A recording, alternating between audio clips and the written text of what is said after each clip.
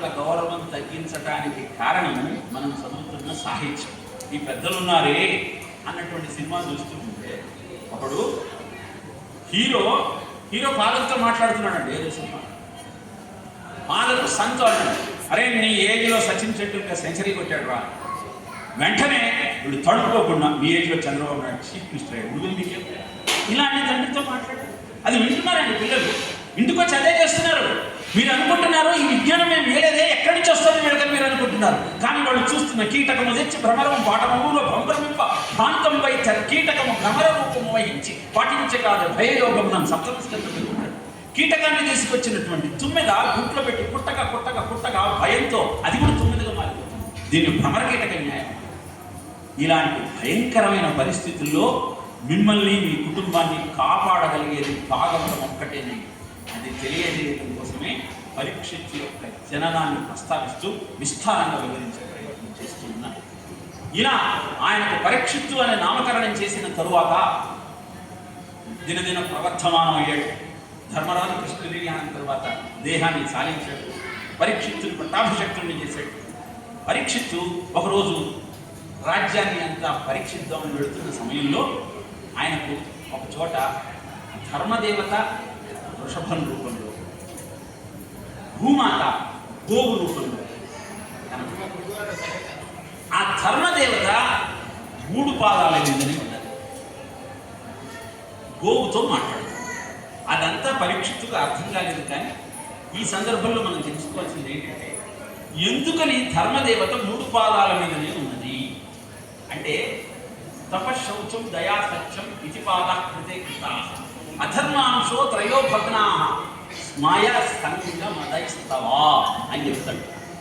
4 పాదాలు ఏమిటంటే తపము, శౌచము, దయ, సత్యం. దీంట్లో 3 పోయినాయి. 3 ఏమిటి? తపము, శౌచము, దయ పోయినాయి. పోవడానికి కారణం ఏంటి? స్మయ అంటే అహంకారం. అహంకారం కారణంగా తపశక్తి పోతుంది. నువ్వు ఎంత గొప్పవాడవేలే కావచ్చు, ఆ అహంకారంతో గట్టిగా అరిచాలంట వీడేంటి పిచ్చులాగా వస్తాడు. కాబట్టి అహంకారం ఏం చేస్తుంది? నీ యొక్క తపశక్తిని హరిస్తుంది. క్రోధమే తపమును చెరుచును అంటాడు విష్ణుతో శౌనకు. ఆ తర్వాత క్షమించాడు. అలానే శౌచం ఎలా పోతుంది అంటే, స్త్రీ సాంగత్యాన్ని కోరుకుంటే ఆ శౌచం మదం కారణంగా దయ, మిగిలిన ఒక్క సత్యం అనేటువంటి కాలును నాశనం చేయాలని కలిగి అంటాడు. అందుకని కైలాసాచల సన్నిభం గంభీర ఘోరాజమున్ కాలక్రోధుడు దండహస్తుడు నృపాకారుడు క్రూరుడు జంఘానుడు శుద్ధుడాసురగతిన్ కారుణ్యని పుట్టుడై నేలంబూల జతన్య వంచి తిలగాని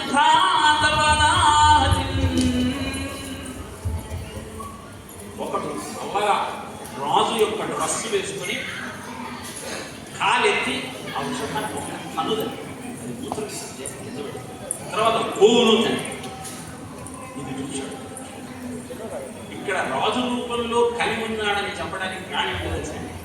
రాబోయే రోజులలో ప్రభుత్వాలే గోవధను ప్రేరేపిస్తాయి, గోవుని హింసించబడుతాయి. సాధు గోమాత భరతభూ శ్వాసకోశ అంటారు విశ్వనాథ్ గారు. గోవు అనేది సకల చరాచర జంతుజాలానికి గుడ్డెకాయ. The battle way of the Vedic way of battle the pollution అని చాలా కాలం భోపాల్ గ్యాస్ ఇన్సిడెంట్ జరిగిన తర్వాత హిందీలో ఆర్టికల్ వచ్చింది. భోపాల్ గ్యాస్, దిల్లీ గ్యాస్ వచ్చి చాలా మంది వచ్చి బాధపడ్డారు. కానీ 2 ఫ్యామిలీస్, ఒక ఆయన పేరు రాచోడు, ఇంకో లాల్, వీళ్ళిద్దరూ నిత్యము గోకృతంతో హవనం చేస్తూ గోమయంతో ఇల్లంతా అలిగిన కారణంగా వాళ్ళకి ఏమీ కావాలి. ఇది రికార్డ్ అయింది. నేను ఇది ఒక గోపాష్టమి రోజు మా భక్త సంజీవిని మహమ్మద్ దేవాలయంలో ప్రవచనం అంతా అయిన తర్వాత ఒక ఆయన వచ్చి, సార్ మీరు చెప్పిన రాథోడు గారి మునిమనమని నేను అని చెప్పాడు. నాకు ఎంత సంతోషం ఏంటంటే, సామాన్యంగా ఏదైనా సరే ప్రూవ్ అయితేనే నమ్మమని చెప్తుంది భారతీయ విజ్ఞానం అంతా కూడా. అలా ప్రతిదానికి మనకు ఉదాహరణ కనబడుతుందండి, కానీ మనం విశ్వ అనుస్మరిస్తూ ఉన్నాం. ఇలా ఎప్పుడైతే ఆ జంధ్వాలుడు కలి గోవును కాలెత్తి తన్నాడో అప్పుడు పరీక్షితుడు అటు సంహరించబోయాడు. అప్పుడు కలి అన్నాడు, ఇది నా యుగధర్మం అయ్యా, నన్ను చంపేస్తే ఎట్లా, శరణన్న వాడిని ఎలా చంపుతావు అనగానే పరీక్షితుడు, నువ్వు నా రాజ్యాన్ని వదిలేకపోతావు, మొత్తం భూమండలం నీ రాజ్యం అయినప్పుడు వదిలేసి నేను ఎక్కడికి వెళ్ళాలి? అయితే జూతం, పానం, స్త్రియ, శూనం 4 కూర్చొన్న చోట్లు అక్కడ ఉండిపోవాలి. ఏమిటా 4 అంటే జూదం ఆడే దగ్గర, మద్యపానం దగ్గర, అధర్మపరు లేని స్త్రీలలో, అలానే ప్రాణి వృద్ధి జరిగే చోట నివాసం. 4 ఇచ్చేవాళ్ళు ఇంకొకటి ఇవ్వండి. ఏమిటది? బంగారంలో ఉండే అవకాశం. తథాస్తు. ఇది ఎందుకు అడిగాడు వీడు అంటే వీడికి తెలుసు పరీక్షితుడి దగ్గర కోశాగారంలో ఒక కిరీటం ఉంది. ఆ కిరీటము జరాసంధుడిని జయించి అర్జున, భీముడు, కృష్ణుడితో సహా తీసుకొచ్చాడు. జరాసంధుడు దాన్ని ఎలా తయారు చేశాడు అంటే రాజులందరినీ సంహరించి వాళ్ళ ఒంటి మీద ఉన్న ఆభరణాలన్నీ స్వీకరించి ఆ ఆభరణాలన్నింటినీ కిరీటంగా తయారు చేసిన తర్వాత వాళ్ళ రక్తంతోనే దాన్ని శుద్ధి చేసి తన దగ్గర పెట్టింది. ఇప్పుడు జరాసంధుడిని వధించిన తర్వాత వాడి దగ్గర ఉన్నటువంటి ఆ సంపదను తీసుకొచ్చారు. భీముడు మాటకు ఒకసారి నేను ఆ కిరీటం పెట్టుకుంటా, నేను ఆ కిరీటం పెట్టుకుంటా, కృష్ణుడు వద్దు వద్దు వద్దని. ఇప్పుడు కృష్ణుడు లేడుగా. ఈ పరీక్షితుకేమైంది, దాన్ని చూసినప్పుడు అలా పెట్టుకుందాం అన్న ఆలోచన వచ్చినా సమయం రాదు. ఒకరోజు వేటకెళ్ళాలని అయితే అప్పుడు ఆ కిరీటం, ఆ కిరీటం ఎప్పుడో ఒకప్పుడు కలి పెట్టుకుంటాడు కాబట్టి, పరీక్షిత్తు పెట్టుకుంటాడు కాబట్టి వాడిలో ప్రవేశించి తన యొక్క విశృంఖలత్వాన్ని చాటి చెప్పాలనేది కలి యొక్క ఆలోచన. ఇది భాగవతం లేదు, ప్రజభాగవతంలో ఉంది ఈ సంఘటన. ఏదేమైనా అలా కిరీటం పెట్టుకున్నటువంటి పరీక్షిత్తు వేటకు వెళ్ళి అన్ని వేటాడి అనంతరం దాహం వేసి శమీకుడి దగ్గరికి వచ్చాడు. శమీకుడు పలకరించాడు, ఎందుకంటే ఆయన ధ్యానంలో కన్నులు మూసి బ్రాహ్మణుడు గర్వము తోడు తనున్నవాడు చేసన్నలనైన రమ్మనుడు సారజలముడు తెచ్చిపోయడు ఏ మనలనైన చేయడు సమగ్ర ఫలంపులు పెట్టడు. అంటే నేను వస్తే రాజులను కూడా చూడకుండా, కనీసం కళ్ళు కూడా జరగకుండా, కనీసం సైగల్ని కూడా దగ్గరికి రమ్మని చేయకుండా ఉన్నాడు. వీడికి ఎంత గర్వమేమో అనుకొని అక్కడ సచ్చిపోయిన ఒక పాము ఉంటే దాన్ని తీసి శమీకుడు నడ్డు. ఇప్పుడు ఇదంతా ఆశ్రమంలో ఉన్న బాలకులంతా చూస్తున్నారు. వెంటనే వాడు ఆ శమీకుడి కుమారుడైన శృంగి అడవిలో దర్భలు ఏరుకోవడానికి వెళితే ఆయన దగ్గరికి వెళ్ళి శృంగితో మీ నాన్న మెడలో ఎవడో చచ్చిన పాము వేశాడు. వెంటనే ఓడకం నుండి కోపమున్న మహోరగముని తెచ్చి మారుమాటాడకయున్న మజ్జనపుని హంస తలంపున పెట్టి దుర్మత క్రీడ జగించు రాజు హరకేశములడ్డిననైన దచ్చుపోయడవనాడు తక్షక ప్రణీత విశానల అని చెప్పింది.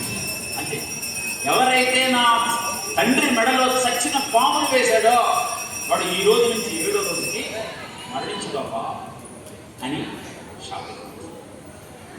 ఇప్పుడు ఈ విషయం నిజానికి శృంగికి అద్భుతమైన ఈ విజ్ఞానం ఎలా వచ్చింది, పాములను నియంత్రించేది అనడానికి కూడా కథ ఒకటి భాగవతంలో ఉంది, కానీ సమయాభావం వల్ల దాని జోలికి ప్రయత్నం చేయాలి. ఈ విషయం పరీక్షితుడికి తెలిసింది.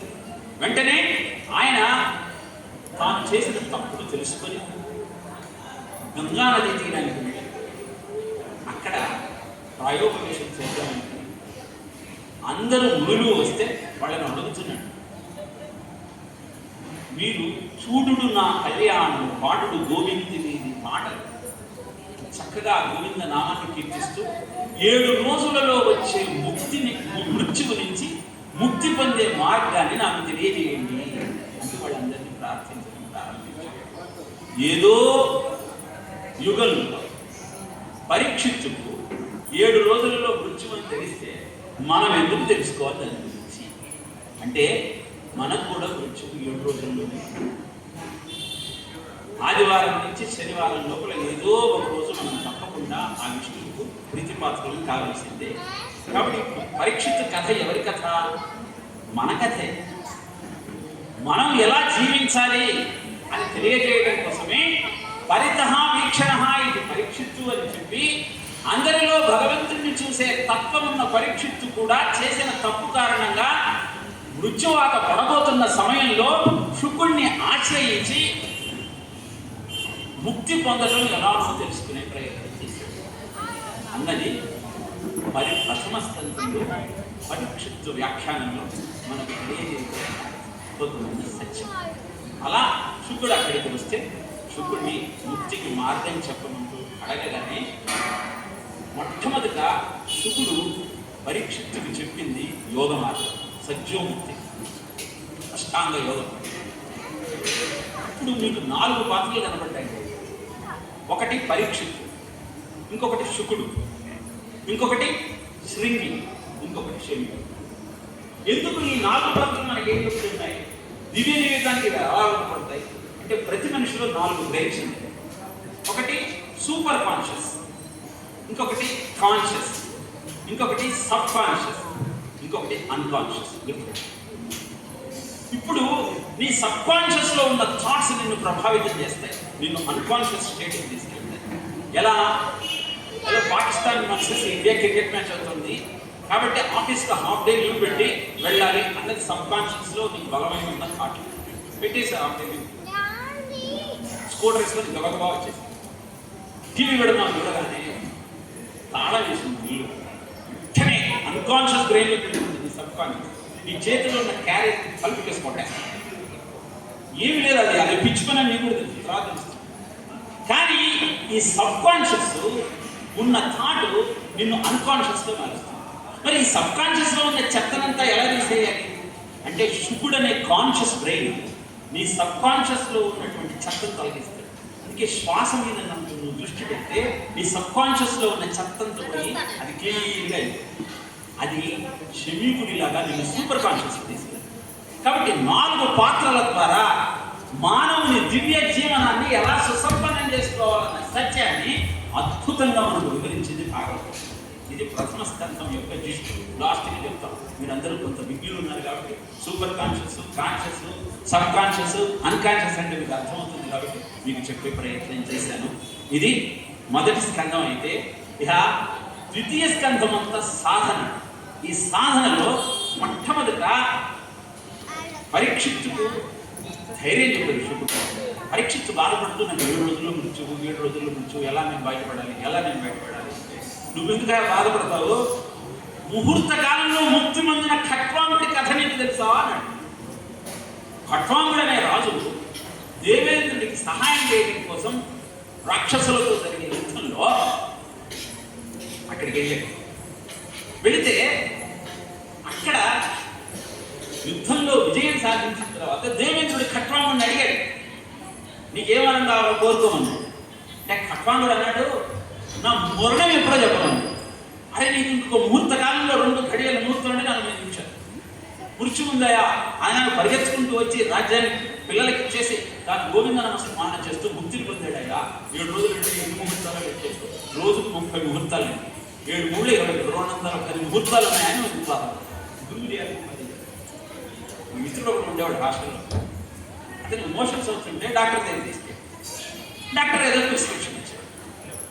ఆ మందులు తెచ్చుకుంది, వేసుకుంటే మోషన్స్ ఇంకెక్కువ. మరి నన్ను అడిగాడు, అరే స్పెల్లింగ్లో ఏదో లెటర్ తేడా ఉందంటే నేను స్పెల్లింగ్ అటు ఇటు ఉన్నా కూడా ఆ మాత్రలన్నీ ఒకే పని చేస్తే లేదా అందుకే ఇచ్చేటట్టు డాక్టర్. వెంటనే డాక్టర్ దగ్గర మళ్ళీ తీసుకెళ్ళాం. వాడు పట్టుకోలేదు. డాక్టర్ అది చూడాలి, ఓ ఈ టాబ్లెట్ కొన్నారా తక్కువ వాడు. ఇది గురువు మొట్టమొదటి శిష్యుడికి ఆత్మస్థైర్యం ఇవ్వాలి. దుష్టిర్మతిర్దాక్షం సకర్మసున స్థితి సుందరకాండ మొదటి సరిక 195.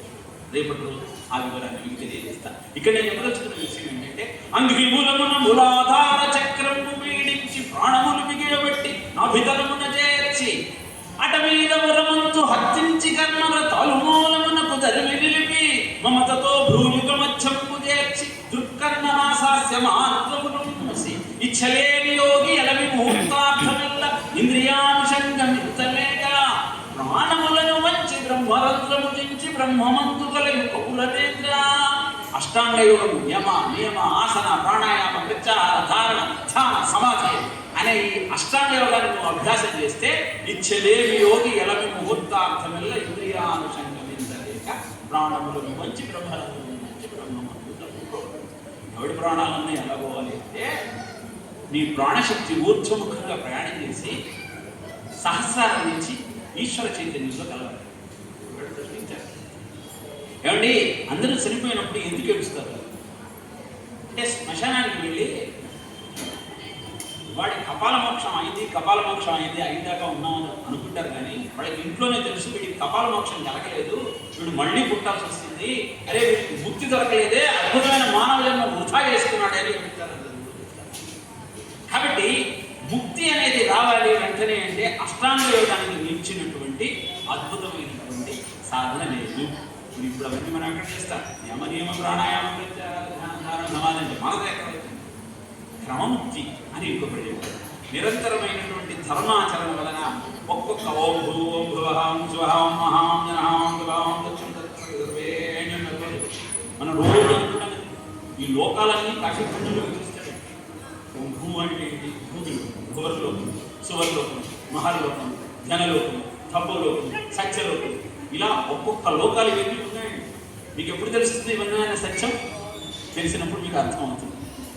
సో అలా క్రమంగా ఒక్కొక్క లోకాన్ని దాటుకుంటూ వెళ్ళి పరమాత్మలో ఐక్యం కావడం అనేది క్రమం. ఇదంతా కష్టం అనుకుంటే భక్తిని మించిన మార్గం లేదయా. ఆ పాదములు పట్టుకొని ఆయన నామాన్ని స్మరిస్తూ నీ జీవితాన్ని ధన్యం చేసుకోమని భక్తి యొక్క విశేషాన్ని చెప్పింది భాగవతం. భక్తి, భక్తుడు, భగవంతుడు ఈ మూడింటి యొక్క సంబంధాన్ని తెలియజేసేది భాగవతం. భక్తి అనే స్త్రీ భగవంతుడు అనే పురుషుడికి వివాహం చేసుకుంటే ఇద్దరు పుట్టారు. వాళ్ళు ఒకళ్ళు జ్ఞానము, ఇంకొకళ్ళు వైరాగ్యం. దీంట్లో వైరాగ్యానికి భక్తి పోలిక అమ్మ పోలిక, జ్ఞానానికి తండ్రి పోలిక భగవంతుడి పోలిక. ఇది అఖండానంద సరస్వతి గారు చేసిన అద్భుతమైన వ్యాఖ్య. ఎలా అంటే మీకు భాగవతమైన ఎవరో చెబుతారట వినాలి అన్న భక్తితో అద్భుతమైన క్రికెట్ మ్యాచ్లన్నీ వదులుకొని, పాలిటిక్స్ అన్ని వదులుకొని, లడ్డూలో కొవ్వు కలిసిందా ఏం కలిసిందా అన్న నిరంతర చర్చను వదిలేసి ఇక్కడికి వచ్చి కూర్చున్నారు. అది వైరాగ్యం కదా. ఇప్పుడు ఈ వైరాగ్యం ఏం చేయాలి? మీకు జ్ఞానాన్ని ఇచ్చి భగవంతుడి వైపు మరణించాలి. కాశ్యాంతు మరణం ముక్తి అంటారు కదా. శ్రీశైల శిఖర దృష్ట్యా పునర్జన్మను అవిద్యతే కూడా అంటారు కదా. ఏది నిజం? బతికున్నప్పుడు శిఖరాన్ని చూసి ముక్తిని పొందడం ఈజీయా, చనిపోయిన తర్వాత శివుడి ద్వారా ముక్తిని పొందడం ఈజీయా అని లోపముద్ర అగస్త్యుడు అడుగుతుందండి. కాశీఖండం అడిగితే అగస్త్యుడు చెప్తాడు, అమ్మా నీకు ఏ ముక్తి క్షేత్రానికి వెళ్ళినా ప్రాణంలో అక్కడ వదిలేస్తే కాశీ నివాసం కలుగుతోంది. కాశీలో వైరాగ్యంతో పాటు ఆ స్వామి వచ్చి నీ చెవిలో తారక మంత్రం అనే బ్రహ్మజ్ఞానాన్ని ఉపదేశిస్తాడు. కాబట్టి నీకు ముక్తి వస్తుంది, కాబట్టి కాశీ అంత గొప్పది అని అగస్త్యుడు లోపముద్రుడు కాశీఖండంలో తెలియజేస్తుంది. కాబట్టి జ్ఞానం అనేది మర్చిపోయి మీకు రాకపోతే కాశీ వెళ్ళి కాశ్యాంతు మరణాలు. ఇదంతా ఎందుకు చెప్తున్నానంటే ప్రతి వారి ఆలోచన ప్రాణం వదిలేసేటప్పుడు అండి ఒకేసారి 100 మండకప్పలు పుడితే ఎంత బాధ కలుగుతుందో అంత బాధ కలుగుతుంది. ఆ బాధ నుంచి బయటపడాలంటే ఏం చేయాలి అని అందరికీ మనకు ఆలోచన కలుగుతుంది. ఒక్కటే భగవంతుడి యొక్క పాదాలను పట్టుకోవాలి. బతికినంత కాలము నీ నామం మరణం కానీ మరణ కాలమందు నీ మరతునేము. ఆవేళ యమదూతల అగ్రహంపున వచ్చి ప్రాణములు వెగలించి పట్టునప్పుడు కఫపాత పిత్తము బ్రహ్మగా భ్రమచేత కఫముత్తమ మంది కష్టపడుచు నారాయణ అంతు తలచును లేక తలవలేను నాటి ఇప్పుడు చేతి నామస్మరణ. ఇది గోవిందా అనమన్నప్పుడు మీరు అభిమానం పెడితే ఎందుకంటే అద్భుతమైన అవకాశం మీరు వృధా చేసుకుంటారు. గుర్తెత్తి గోవిందా అనే ప్రయత్నం చేయండి. ఈ సంస్కారము చిన్నతనం నుంచే మీకు వస్తుంది అని తెలియజేయడం కోసం ప్రథమ స్కంధంలో పరీక్షిత్తు వృత్తాంతం ద్వారా వ్యాసుని తెలియజేస్తే దాన్ని బల్లబుద్ధి చెప్పడం కోసం ప్రహ్లాద చరిత్రలో చెప్పాడు.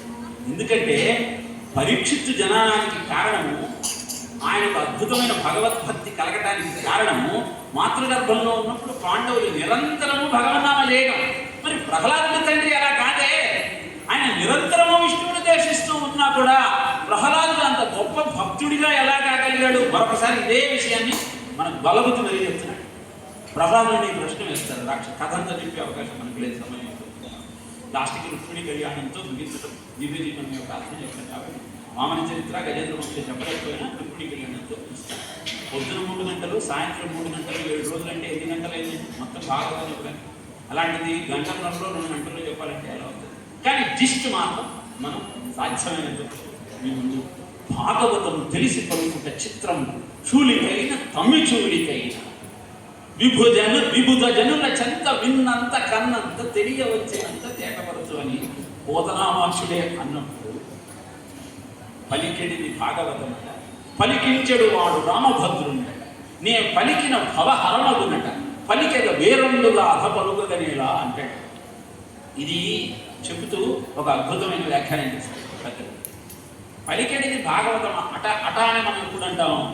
When you are not sure